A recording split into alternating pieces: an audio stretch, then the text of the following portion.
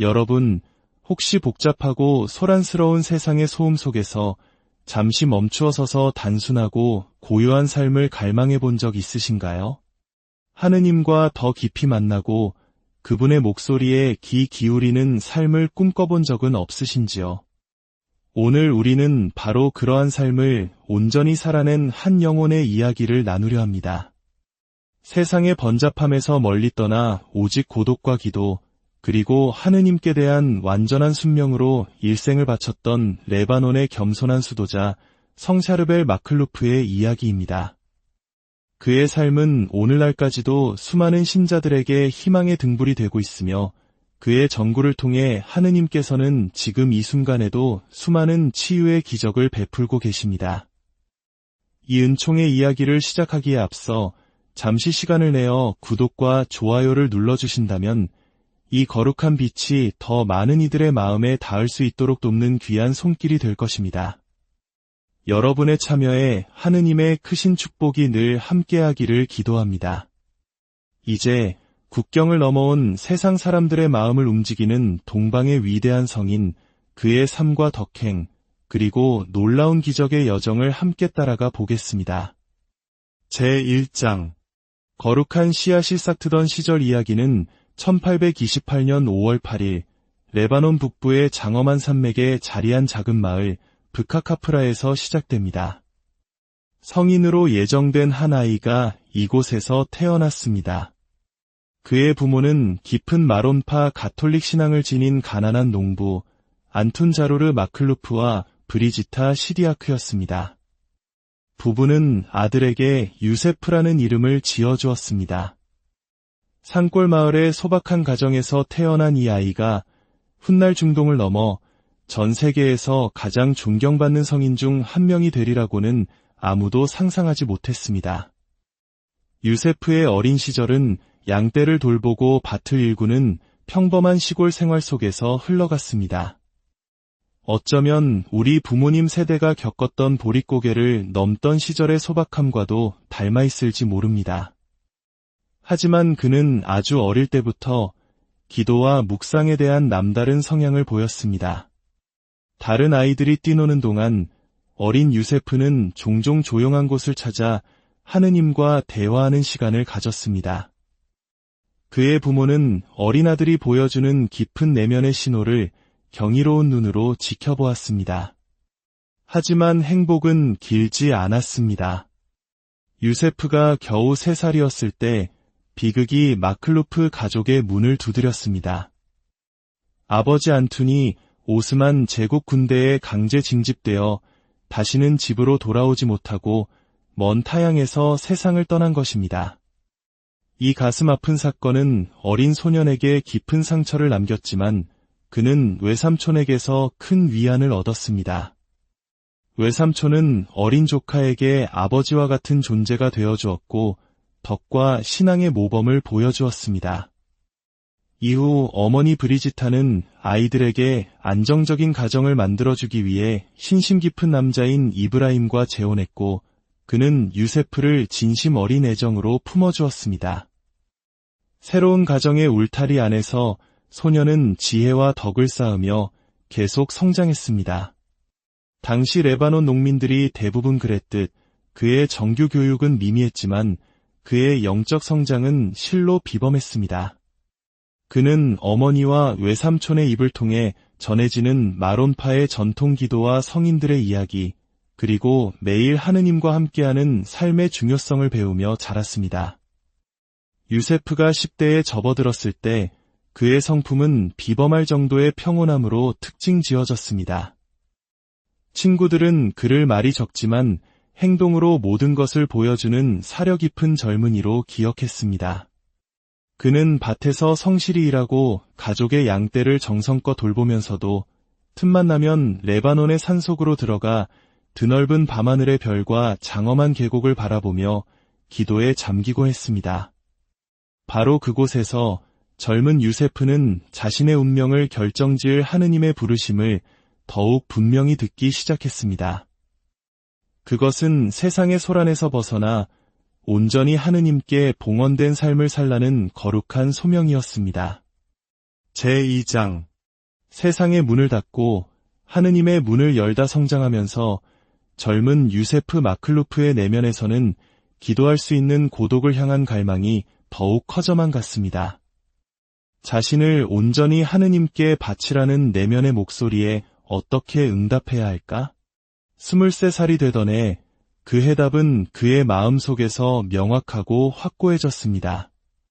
세상을 뒤로하고 수도 생활을 시작해야 한다는 것이었습니다. 하지만 이 결정은 그의 소명의 진정성을 시험하는 수많은 장애물과 도전으로 가득했습니다. 유세프의 가족, 특히 그의 어머니와 외삼촌은 비록 신앙이 깊었지만 그에게 다른 기대를 품고 있었습니다. 당시 레바논 사회의 관습처럼 그들은 유세프가 결혼하여 가정을 꾸리고 가문의 대를 잇기를 바랐습니다. 유세프가 수도원에 들어가겠다는 뜻을 밝혔을 때 가족들은 그를 만류하기 위해 온갖 노력을 기울였습니다. 심지어 수도 생활에 대한 그의 열망을 잊게 할 생각으로 덕망 있는 한 젊은 여성을 소개하기도 했습니다. 결정적인 순간은 1851년 어느 날 아침에 찾아왔습니다. 밤새도록 간절히 기도한 유세프는 가족과의 가슴 아픈 이별 장면을 피하기 위해 작별 인사도 없이 마이푹의 성모 마리아 수도원을 향해 길을 떠났습니다. 그는 최소한의 짐만 챙긴 채 오직 하느님의 섭리에 모든 것을 맡기고 험준한 산길을 걷기 시작했습니다. 훗날 전해지는 바에 따르면 그는 여정 내내 깊은 평화를 느꼈고 자신이 하느님께서 영원 전부터 정해놓으신 길을 걷고 있다는 확신을 얻었다고 합니다. 수도원에 도착했을 때 수도자들은 그의 소명의 진정성을 확인하기 위해 신중하게 그를 맞이했습니다. 첫 시험 기간을 성공적으로 마친 후 그는 레바논 마론파 수도회의 수련자로 받아들여졌습니다. 그리고 2세기 안티오키아의 순교자를 기리며 사르벨이라는 새로운 이름을 받았습니다. 이 이름의 변화는 세상에 대한 죽음과 그리스도께 온전히 봉헌된 새로운 삶의 탄생을 상징하는 것이었습니다. 젊은 수련자는 뜨거운 열정으로 수도 생활의 규율에 투신했고 규칙을 정확히 준수하며 극기 정신이 투철한 모습으로 두각을 나타냈습니다. 수련기는 사르벨 수사에게 영적으로 깊어지고 공동체 생활에 적응하는 시간이었습니다. 그는 경험 많은 스승들의 지도 아래 동방수도 영성의 핵심인 전래기도, 성경 묵상, 육체 노동, 그리고 관상적 침묵을 배웠습니다. 그의 겸손함과 순종적인 태도는 그를 지도하던 이들에게 깊은 인상을 남겼고 그들은 사르벨에게서 하느님께서 위대한 일을 위해 선택하신 영혼을 보았습니다. 1853년 11월 1일 모든 성인 대축일에 사르벨 수사는 종신서원을 바라며 가난과 정결, 순명을 통해 자신을 온전히 하느님께 바쳤습니다. 이 날은 그를 성덕의 최고 경지로 이끌 완성을 향한 여정의 진정한 시작점이 되었습니다. 서원 후 그는 안나야의 성마론 수도원으로 파견되어 신학 공부를 마치고 사제직을 준비하게 되었습니다. 이는 주님과 교회에 대한 그의 완전한 봉헌을 향한 다음 단계였습니다. 제3장 수도원에서의 삶, 침묵 속의 기도. 레바논 산중에 자리한 안나야의 성마론 수도원은 이후 몇 년간 사르벨 수사의 집이 되었습니다. 18세기에 설립된 이 수도원은 엄격한 규율과 동방수도 전통에 대한 충실함으로 잘 알려져 있었습니다. 돌로 지어진 벽, 고요한 복도, 그리고 성체 앞에서 영원히 타오르는 등불이 켜진 성당은 젊은 수도자 성 샤르벨 마클루프의 성덕이 자라나는 배경이 되었습니다. 그의 수도원에서의 하루는 동이 트기 훨씬 전인 새벽 3시에 시작되었습니다. 종소리가 울리면 수도자들은 하루의 첫 기도인 성무일도를 위해 잠에서 깨어났습니다. 사르벨은 언제나 가장 먼저 성당에 도착하여 미동도 없이 묵상에 잠기는 것으로 유명했습니다. 그의 동료 수사들은 훗날 그가 기도 중에, 특히 거룩한 미사 중에 마치 변모하는 것처럼 보였다고 회상했습니다. 평소에는 엄격해 보이던 그의 얼굴이 내면의 빛으로 환하게 빛나며 주님과의 깊은 일치를 드러냈다는 것입니다. 신학 과정을 마친 후 사르벨은 1859년 7월 23일 마론파 총대 주교자가 있는 브케르케에서 사제로 서품되었습니다. 많은 사제들에게 있어 최고의 영광인 이 사건은 그에게는 완전한 익명성을 향한 길 위에 또 다른 한 걸음에 불과했습니다. 사제가 된 그는 비범한 신심으로 성찰례를 거행했습니다. 미사를 준비하기 위해 몇 시간씩 기도했으며 미사 후 감사 기도는 너무 길어져서 때로는 장상이 그의 다른 의무를 부드럽게 상기시켜 주어야 할 정도였다고 합니다.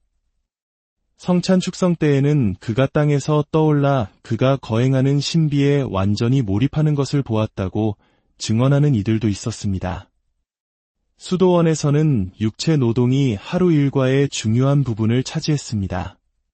기도하고 일하라는 베네딕토 성인의 좌우명에 따라 수도자들은 땅을 경작하고 포도원을 가꾸며 다양한 수공예 작업을 했습니다. 사르벨 신부는 가장 비천한 일을 자처하며 불평 한마디 없이 성실하게 일했습니다. 그의 굳은 살 박인 손은 수도원 밭에서의 고된 노동을 증명했지만 그의 마음은 늘 하느님을 향해 있었고 모든 노동을 기도로 변화시켰습니다. 사르벨 신부의 개인적인 고행은 수도원의 규칙이 요구하는 것 이상이었습니다. 그의 방은 다른 수사들의 방보다 작았고 침대로 쓰는 집 매트리스, 베개로 쓰는 돌, 십자고상과 몇 권의 영성 서적이 전부였습니다. 그는 혹독한 레바논의 겨울에도 추위를 피하기 위해 불을 피우지 않았습니다. 그의 식사는 극도로 소박하여 약간의 채소와 과일, 그리고 작은 빵 조각이 전부였습니다. 특히 중요한 전례 시기에는 생존에 필요한 최소한의 음식만 섭취하며 엄격한 단식을 실천했습니다. 비범한 내면의 삶에도 불구하고 사르벨 신부는 여러 면에서 다른 수사들과 같은 평범한 수도자였습니다.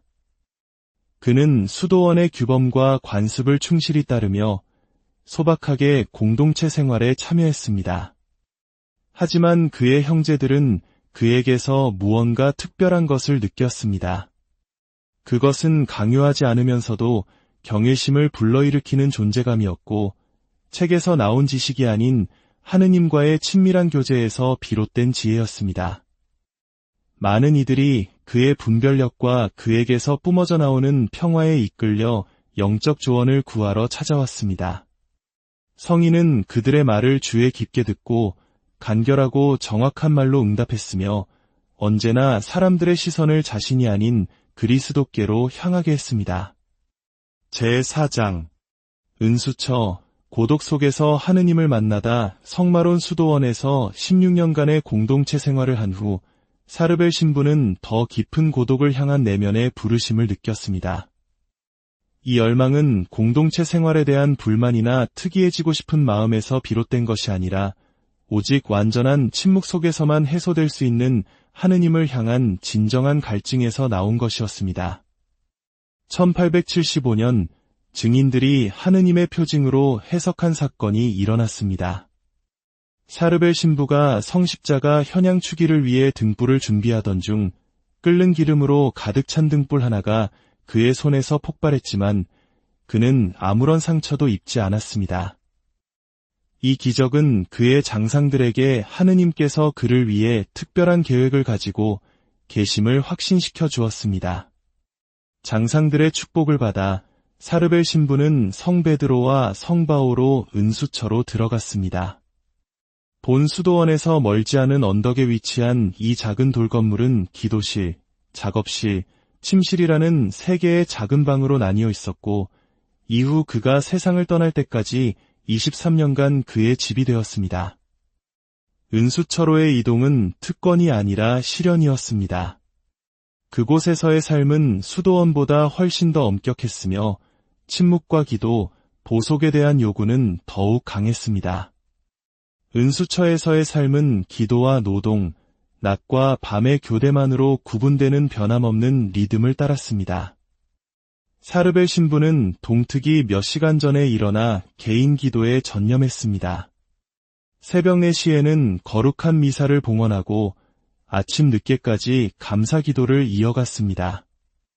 나머지 시간은 영적 독서, 은수처 주변의 작은 밭에서의 육체 노동, 그리고 성무일도를 바치는 데 사용되었습니다.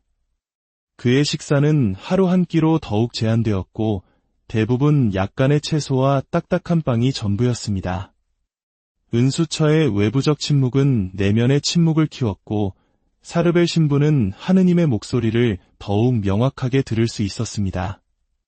그는 은수처 동료나 가끔 찾아오는 방문객과도 거의 말을 하지 않았습니다. 소통이 필요할 때는 영적 지혜로 가득 찬 최소한의 정확한 단어만을 사용했습니다. 이러한 말의 절제는 비사교적인 성격 때문이 아니라 하느님께서 마음에 말씀하시는 침묵에 대한 깊은 경외심에서 비롯된 것이었습니다. 그를 정기적으로 방문했던 한 늙은 수사는 이렇게 말했습니다. 나는 은수처에 들어가 사르벨 신부와 한마디도 나누지 않고 나오곤 했습니다.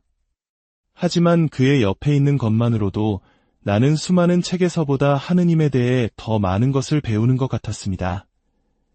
레바논 은수자의 기도 생활은 동시대 사람들에게는 일부만 알려진 신비로운 차원에 도달했습니다. 그의 은수처 동료는 훗날 사르벨 신부가 기도 중에 초자연적인 빛에 둘러싸여 공중 부양하는 것을 보았다고 증언했습니다. 다른 증인들은 성체 축성 중에 그의 얼굴이 태양처럼 빛났다고 주장했습니다. 폭풍우가 치는 밤, 번개가 작은 창문을 통해 잠시 성당을 비출 때면 그는 주변에서 몰아치는 자연의 분노를 전혀 의식하지 못한 채 마치 탈론 상태에 빠진 듯 완전히 고요하게 서 있는 모습이 보이곤 했습니다. 은수자의 성덕에 대한 명성은 퍼져나가기 시작했고 그의 전구나 영적 조언을 구하는 수많은 순례자들이 찾아왔습니다. 하지만 사르벨 신부는 인간적인 인정을 모두 피했습니다. 방문객이 오면 그는 자신의 방이나 밭으로 물러나 숭배의 대상이 되는 것을 피했습니다. 그의 유일한 소망은 땅에 떨어져 죽어 많은 열매를 맺는 밀알처럼 하느님 안에 숨어 지내는 것이었습니다. 이처럼 철저한 은둔과 완전한 헌신의 삶 속에서 성 샤르벨 마클루프는 그의 사후에 드러날 하느님 영광의 비범한 현현을 위한 땅을 준비하고 있었습니다. 제5장 거룩한 죽음과 첫 기적의 빛 1898년 12월 16일 사르벨 신부가 은수처의 작은 성당에서 거룩한 미사를 봉헌하던 중 비범한 일이 일어났습니다. 성작을 들어 올리는 순간 그는 뇌졸중으로 쓰러져 몸이 마비되었습니다. 극심한 고통에도 불구하고 그는 지상생의 마지막 순간까지 성체에 대한 사랑을 표현하기 위해 엄청난 어려움을 이겨내며 미사를 계속했습니다. 미사가 끝난 후 수사들은 그를 조심스럽게 그의 방으로 옮겼고 그는 그곳에서 8일 동안 고통 속에서도 단 한마디의 불평 없이 끊임없는 기도에 잠겨 있었습니다. 12월 24일 밤 성탄 전야의 공동체가 구세주의 탄생을 축하할 준비를 하고 있을 때 사르벨 신부의 영혼은 조용히 이 세상을 떠났습니다. 그는 평생을 바쳐 섬긴 그분과의 마지막 만남을 위해 떠났습니다. 그의 나이 70세, 수도 생활 47년, 은수자로서 23년을 보낸 후였습니다. 그의 죽음은 그의 삶처럼 단순함과 고요함으로 특징 지어졌습니다. 수도원 밖에서는 한 성인이 방금 세상을 떠났다는 사실을 아무도 깨닫지 못한 듯했습니다. 은수자의 유해는 폭설 속에서 은수처에서 수도원으로 운구되었습니다. 수사들은 혹한의 날씨에도 불구하고 그의 시신이 마치 죽음이 완전히 그를 차지하지 못한 것처럼 기이한 유연성과 온기를 유지하고 있음을 발견했습니다. 수도원의 전통에 따라 그들은 그의 유해에 수도복을 입히고 집매트 위에 눕혀 성당 바닥에 안치했습니다. 신자들이 마지막 인사를 할 수 있도록 얼굴은 가리지 않았습니다. 바로 그날 밤 증인들은 무덤에서 밝은 빛이 뿜어져 나와 수도원 전체를 비추는 것을 보았다고 주장했습니다. 수도자의 죽음을 알지 못했던 인근 마을의 몇몇 주민들은 멀리서 본 신비한 빛의 근원을 묻기 위해 수도원으로 찾아왔습니다. 그때서야 수사들은 자신들이 초자연적인 표징을 목격하고 있음을 깨달았습니다. 이 소식은 순식간에 지역 전체로 퍼져나갔고 이전까지는 작은 집단에만 알려졌던 그의 성덕에 대한 명성이 널리 퍼지기 시작하면서 그의 유해를 참배하기 위해 군중이 모여들기 시작했습니다. 이 시기에 그의 유해를 검사한 의사들과 과학자들은 특히 레바논의 기후 조건과 어떠한 방부 처리도 없었다는 점을 고려할 때 이 현상이 의학적으로 설명 불가능함을 재확인했습니다. 성 샤르벨의 부패하지 않은 유해 현상은 교회 역사상 유일한 것은 아닙니다. 다른 성인들에게서도 비슷한 사례가 기록된 바 있습니다. 그러나 이 레바논 은수자의 이야기를 특히 주목하게 만드는 것은 수십 년에 걸쳐 이 현상이 지속되었고 오늘날까지도 멈추지 않는 기적의 기름이 계속 흘러나온다는 점입니다. 마론파 신자들과 가톨릭 신자들에게 이 초자연적인 유해의 보존은 샤르벨 신부의 성덕과 그의 메시지의 진실성을 확인하는 하느님의 표징으로 여겨집니다. 그것은 바로 극기, 기도, 그리고 하느님께 대한 완전한 순명의 메시지입니다. 제6장 기적의 기름, 하늘의 향기성 샤르벨과 관련된 비범한 현상들 가운데 아마도 가장 지속적이고 많이 기록된 것은 그의 무덤에서 그리고 때로는 그의 유해 자체에서 흘러나오는 기적의 기름일 것입니다. 기름처럼 보이지만 일반 기름보다 가벼운 이 독특한 액체는 처음 나타난 이래로 경외와 숭배, 그리고 연구의 대상이 되어 왔습니다. 성인이 세상을 떠난 지 불과 몇 달 후 기름은 샤르벨 신부의 유해가 묻혔던 원래 무덤에서 풍부하게 흘러나오기 시작했습니다.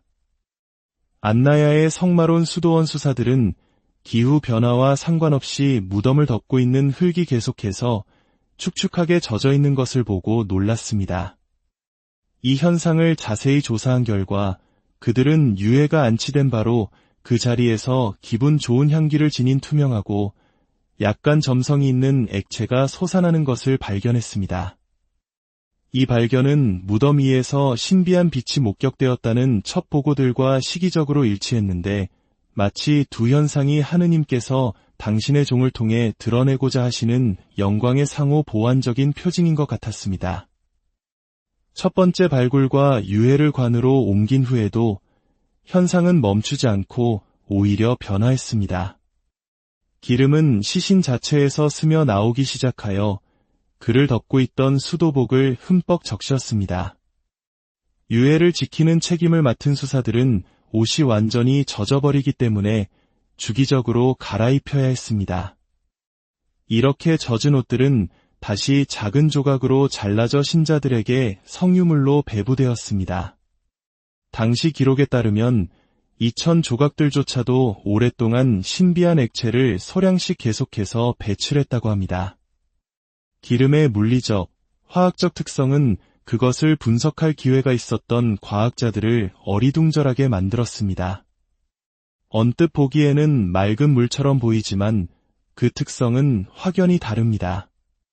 쉽게 증발하지 않고 특유의 향기를 오랫동안 유지하며 가장 놀라운 것은 그것이 보관된 용기 안에서 스스로 재생되는 것처럼 보인다는 점입니다. 수많은 증인들은 이 기름 몇 방울만 담겨있던 작은 병이 아무도 액체를 더 넣지 않았음에도 불구하고 얼마 후 가득 차 있는 것을 발견했다고 보고했습니다. 기름에서 나는 향기는 다양하게 묘사되었지만 대부분 꽃과 동방향신료가 섞인 듯한 매우 기분 좋은 향기라는 데 동의합니다. 이 향기는 거룩한 미사를 거행할 때나 성유물 근처에서 열렬히 기도하는 순간에 더욱 강해집니다. 어떤 순례자들은 기름이 담긴 그릇을 만진 후 며칠 동안 그 향기가 손이나 옷에 남아 있었다고 주장합니다. 그것은 마치 성인 은수자의 영적 현존을 상기시키며 그들을 동반하는 것 같습니다. 이 기적의 액체의 기인한 치유력은 셀 수 없이 많습니다. 기름이 나타나기 시작한 초기부터 신자들은 믿음을 가지고 아픈 부위에 바르거나 물에 소량 섞어 마시거나 혹은 보호를 위해 몸에 지니고 다녔습니다. 안나야 수도원의 기록 보관소에는 두통이나 소화불량 같은 가벼운 질병에서부터 암, 마비, 실명과 같이 현대의학으로는 불치병으로 여겨지는 심각한 질병에 이르기까지 기름을 사용하여 얻은 수천 건의 치유 증언이 보존되어 있습니다. 교회는 이러한 문제에 대해 항상 신중한 입장을 취하며 이 사례들 중 다수를 철저히 조사했습니다. 그리고 그중 일부를 과학적 관점으로는 설명할 수 없는 진정한 기적으로 공식 인정했습니다.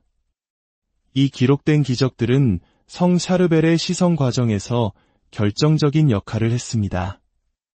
그러나 성인의 전구와 기름의 사용을 통해 얻은 은총의 대부분은 그것을 받은 사람들과 그들의 치유를 목격한 가족 및 친구들의 서클 안에서만 알려진 개인적인 증언의 영역에 남아 있습니다.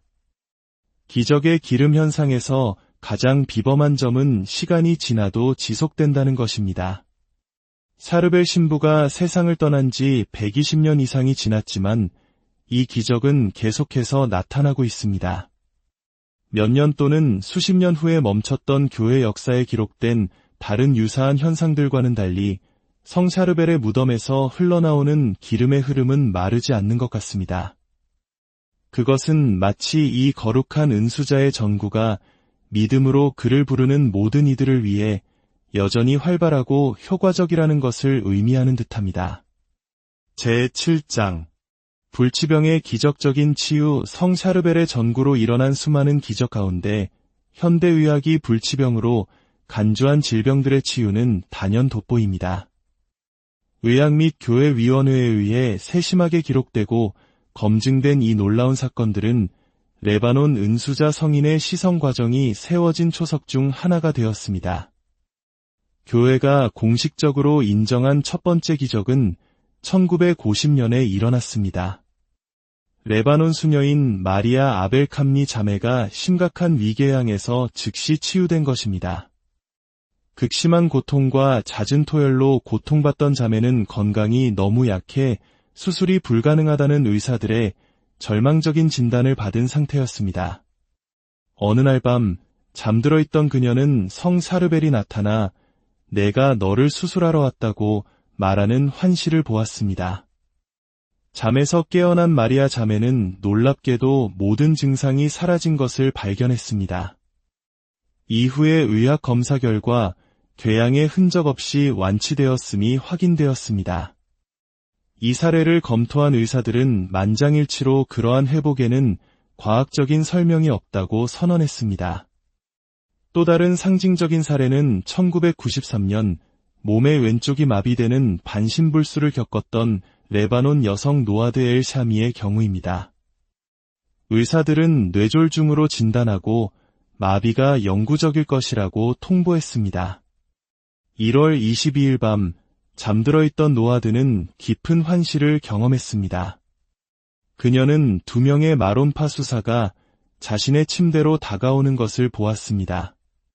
그중 한 명은 그녀가 이전에 본 사진으로 알아본 샤르벨 성인이었고 그는 내가 너에게 수술을 해주러 왔다고 말했습니다. 즉시 그는 마치 외과 수술을 하듯 그녀의 목에 부드럽게 손을 얹었고 이어서 일어나 걸어라고 명령했습니다. 노아드가 잠에서 깨어났을 때 그녀는 왼쪽 몸을 완벽하게 움직일 수 있다는 사실에 경악했습니다. 마비가 완전히 사라진 것입니다. 노아드 엘 샤미의 사례를 진정으로 비범하게 만드는 것은 그녀가 회복된 후 마치 실제로 수술을 받은 것처럼 목에 뚜렷한 수술 흉터가 나타났다는 점입니다. 기적 이전에 존재하지 않았던 이 흉터는 수많은 의사들에 의해 검사되었고 그들은 그것이 전문적인 예과 절개와 유사하다고 확인했습니다. 더욱 놀라운 것은 치유된 날 이후 매년 1월 22일이 되면 이 흉터가 부분적으로 열리면서 성인의 무덤에서 흘러나오는 기름과 유사한 기름진 액체를 분비한다는 것입니다. 이 현상은 원래의 기적이 일어난 지 30년이 넘은 오늘날까지도 계속되고 있습니다. 이러한 기적적인 치유는 레바논이나 마론파 신자들에게만 국한되지 않습니다.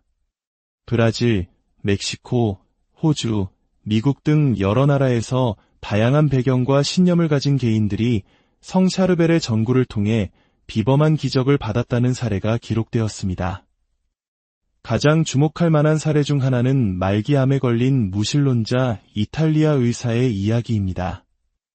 그는 모든 치료 방법을 소진한 후 마지막 수단으로 레바논을 여행했습니다.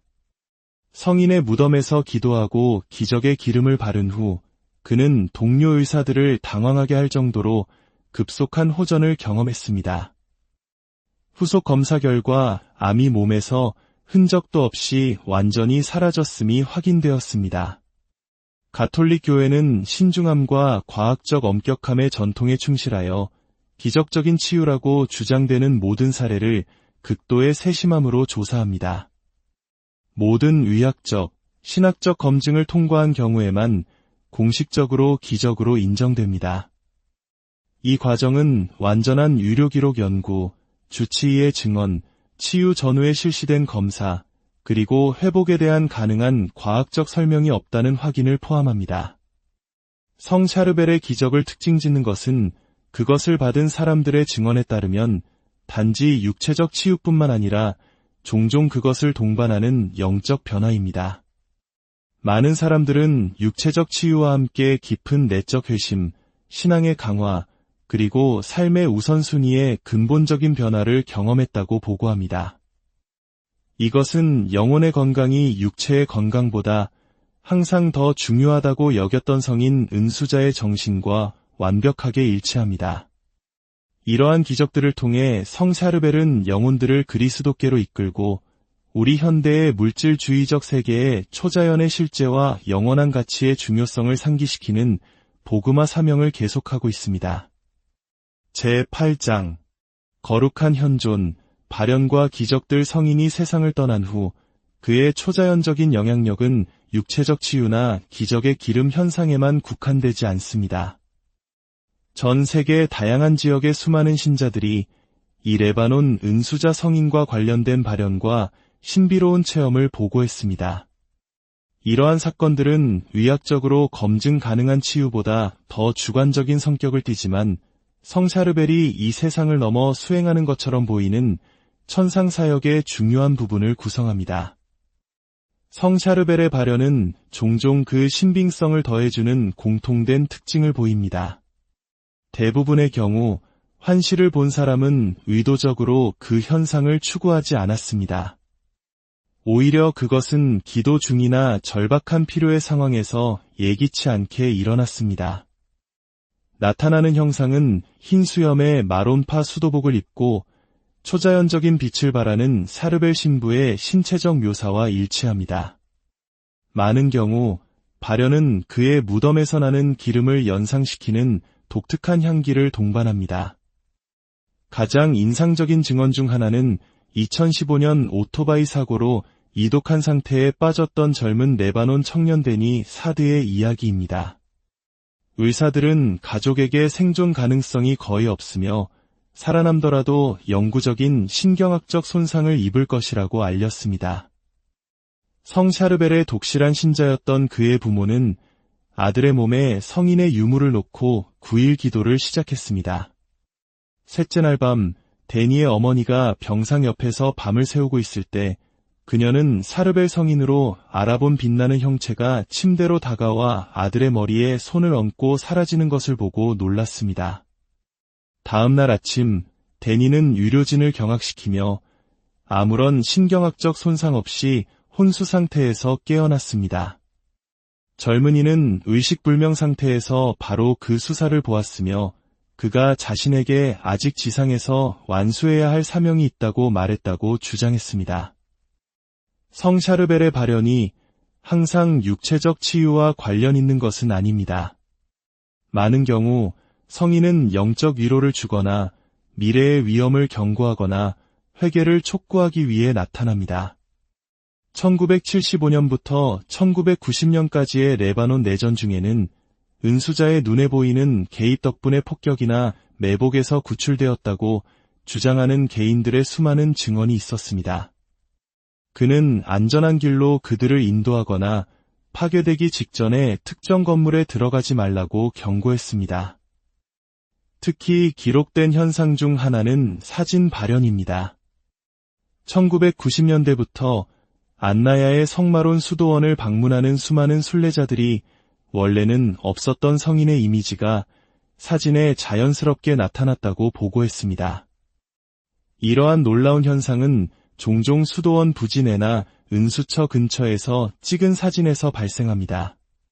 사진을 현상하거나 디지털 카메라로 검토할 때 사진을 찍는 순간에는 없었던 성 샤르벨과 닮은 수사로 식별되는 추가적인 인물이 나타나는 것입니다. 사진 전문가들이 이미지들 중 다수를 정밀 조사했지만 조작이나 광학적 속임수의 증거는 발견하지 못했습니다. 이러한 비범한 사건들과 함께 수많은 일상적인 축복들이 계속해서 성인의 전구 덕분으로 여겨지고 있습니다. 잃어버린 물건을 되찾거나 가족 갈등이 해결되거나 위험한 여정 중에 보호를 받거나 재정적 어려움에서 도움을 받거나 영적 회심과 성소가 일어나는 등의 일들입니다. 안나야 수도원의 순례사무소는 매일 전 세계 신자들로부터 성 샤르벨의 중재를 통해 받은 은혜에 대한 감사를 표하는 편지와 증언을 받고 있습니다. 이러한 기적과 발현의 놀라운 측면은 그 보편성입니다. 다른 성인들의 신심이 그들의 출신 지역이나 수도회 내에 더 국한될 수 있는 것과는 달리 성 샤르벨은 레바논과 마론파 교회의 경계를 넘어 모든 전대의 가톨릭 신자들, 심지어 다른 교파의 그리스도인들과 다른 신앙을 가진 개인들을 위한 공인된 전구자가 되었습니다. 시리아, 요르단, 이집트 등 상당한 무슬림 인구가 있는 나라에서는 이슬람 신자들 사이에서도 레바논 성인의 신자들을 찾는 것이 드물지 않습니다. 그들은 그의 무덤을 방문하거나 보호를 위해 그의 성화를 간직합니다. 성 샤르벨에 대한 이 보편적인 신심은 그의 메시지의 보편성을 반영합니다. 침묵, 기도, 그리고 극기 속에서 하느님을 추구하는 것, 이는 교파와 문화적 차이를 초월하는 가치입니다. 그의 발현과 기적을 통해 은수자 성인은 그가 생전에 남긴 연설이나 저수를 통해서가 아니라 그의 효과적인 전구와 하느님께 온전히 바쳐진 삶이라는 침묵하지만 강력한 증언을 통해 영혼들을 그리스도께로 이끄는 복음화 사명을 계속하고 있습니다. 제9장 시성과 거룩한 유산성 샤르벨의 시성은 그의 죽음 직후 무덤에서 일어난 비범한 현상들이 교회 당국의 주목을 받으면서 시작된 엄격한 과정을 따랐습니다. 마론파 총대주교청은 1925년에 공식적으로 시복 절차를 시작하여 은수자를 알았던 사람들과 그의 기적의 수혜자들로부터 증언을 수집하기 위한 법정을 설립했습니다. 동시에 그의 삶과 덕행은 철저히 조사되었고 수도원 기록 보관소와 서면 증언을 검토하여 그가 그리스도교적 덕행을 영웅적으로 실천했음이 확인되었습니다. 1927년의 두 번째 발굴에서는 그의 유해가 부패하지 않은 상태로 남아있음이 밝혀졌고 이 현상은 그의 소송을 뒷받침하는 사진과 위약 증명서로 기록되었습니다. 1954년 2월 25일 교황 비오 12세는 그의 영웅적인 덕행을 인정하는 교령에 서명했습니다. 시복을 위해 교회는 앞서 언급된 마리아 아벨캄니 수녀의 기적적인 치유를 검증했습니다. 시복식은 1965년 12월 5일째 2차 바티칸 공의회 폐막 중에 거행되었고 그는 현대적인 교회법 절차를 통해 제단에 오른 최초의 동방 마론파 성인이 되었습니다. 시성을 위해서는 두 번째 기적이 필요했습니다. 그것은 성인의 거룩한 기름을 바른 후 심각한 목 질환에서 즉시 회복된 미리암 마와드의 설명할 수 없는 치유였습니다. 마침내 1977년 10월 9일 교황 성 바오로 6세는 성 베드로 광장에서 열린 장엄한 예식에서 복자 사르벨을 성인으로 선포했습니다.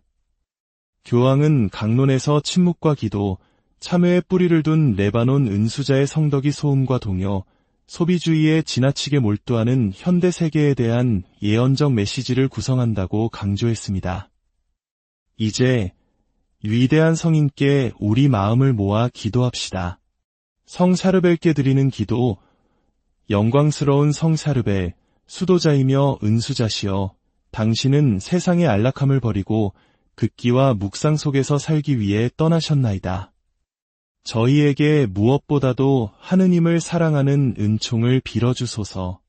성체 앞에 오랜 시간 흠숭하며 지내신 당신이여, 저희에게 성체의 무한한 보물을 소중히 여기고 그 안에서 우리 여정의 힘을 찾도록 가르쳐 주소서. 레바논 산의 당신의 은수처에서 당신의 성덕의 빛으로 세상을 비추신 사르벨 신부님, 진정한 위대함은 겸손과 봉사에 있음을 저희가 깨닫도록 도와주소서. 침묵을 당신의 삶의 방식으로 선택하신 당신이여, 저희가 헛된 말을 침묵시켜 저희 마음의 고요함 속에서 말씀하시는 하느님의 음성을 들을 수 있도록 이끌어 주소서. 마론파 교회의 겸손한 아들이시며 장상들 안에서 하느님의 뜻을 보며 완전한 순종으로 사셨던 당신이여, 저희에게 성령과 교회의 가르침에 순종하는 은총을 빌어주소서. 단식과 보속으로 당신의 육신을 단련하신 당신이여, 저희가 무질서한 열정을 다스려 저희 영혼이 자유롭게 하느님을 향해 올라갈 수 있도록 도와주소서. 당신의 완전한 순결의 표징으로 죽음 후에도 부패하지 않은 몸을 지니신 안나야의 성인 은수자여, 저희가 저희 삶의 신분에 따라 정결하게 살 수 있도록 전구해 주소서. 하느님께서 기적을 행하는 은사로 당신을 영화롭게 하셨으니 저희의 물질적, 영적 필요를 자비롭게 굽어보소서. 당신의 유물과 기적의 기름을 통해 하느님께서 계속해서 당신의 자비를 보여주시는 강력한 기적의 일꾼이시여, 저희는 병든 이들, 특히 인간의 의술로 포기된 불치병으로 고통받는 이들을 위해 당신의 전구를 간청하나이다. 레바논의 보호자이며 동방의 빛이신 성 사르벨이여, 당신의 조국과 중동 전역의 평화를 위해 기도해 주소서. 전쟁과 종교적 분열, 그리고 오래된 증오가 멈추어 아브라함의 모든 자녀가 형제자매로서 조화와 상호 이해의 정신으로 그들의 차이를 존중하며 살게 하소서. 봉헌 생활의 모범이시여, 많은 젊은이들이 사제직과 수도 생활에서 그리스도께 온전히 헌신하는 길을 따르도록 영감을 주소서. 이제 하늘의 영광 속에서 하느님의 얼굴을 뵙고 계신 사르벨 신부님, 저희의 지상 여정에서 저희를 버리지 마소서. 저희가 매일 직면하는 시련과 도전 속에서 저희와 함께 해주소서. 저희가 흔들릴 때 믿음을 강하게 하시고 희망이 약해지기 시작할 때 다시 불태워주시며 하느님과 이웃에 대한 저희의 사랑이 더욱 타오르게 하소서. 그리고 저희가 이 세상에서 아버지께로 건너갈 때가 오면 당신의 강력한 전구로 저희를 도와주시어 모든 죄에서 정화되어 당신과 모든 성인들과 함께 하늘의 영원한 행복 속에서 하나 되어 성부와 성자와 성령이신 지극히 거룩하신 삼